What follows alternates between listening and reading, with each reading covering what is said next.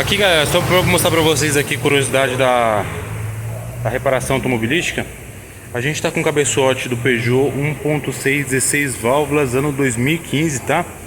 Esse tipo de motor aqui, ele já tem aquela válvula, né, com variador de avanço, aquele comando com variador de avanço, tá? Se vocês repararem, existem 4 orifícios aqui, ó, tá? 4 furinhos onde que dá a passagem de óleo. Legal? Essa passagem de óleo, ela é aberta ou é fechada por essa válvula solenoide que vai aqui na lateral do bloco, tá? Ela que corta a alimentação de óleo, tá? Se vocês repararem, ó, ela tem 3 estágios: a entrada, saída e retorno, tá? Ela pode trabalhar em 3 posições aqui para poder o fluxo de óleo ir ou o fluxo de óleo retornar, tá? Para poder variar o avanço da polia. Aqui ela tem uma pequena peneira, tá? Ó, se vocês repararem, tá? Uma pequena peneira, tá?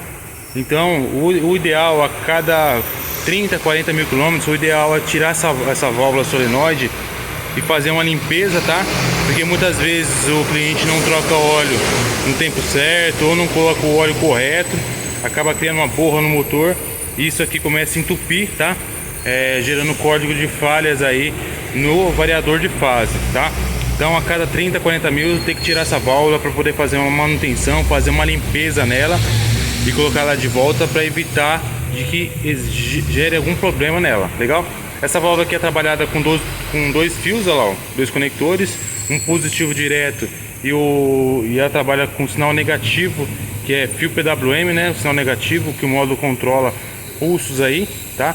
Então ela abre e fecha aqui o comando aqui, ó, com variador de fase nessa peça aqui, ó, tá?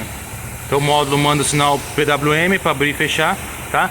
E aqui na válvula do cabeçote, que onde vai aqui o variador, ó, ele tem pequenos orifícios ali, ó, onde que entra e retorna o óleo, tá? Aqui ela tem uma tampinha para poder fechar e vedar aqui o óleo, tá? Tem um anel O-ring ali, ó. Então tem que remover essa tampa para poder estar soltando o parafuso aqui, para poder estar tirando a polia aqui do comando. Legal? Essa é a dica de hoje. Isso aí, valeu!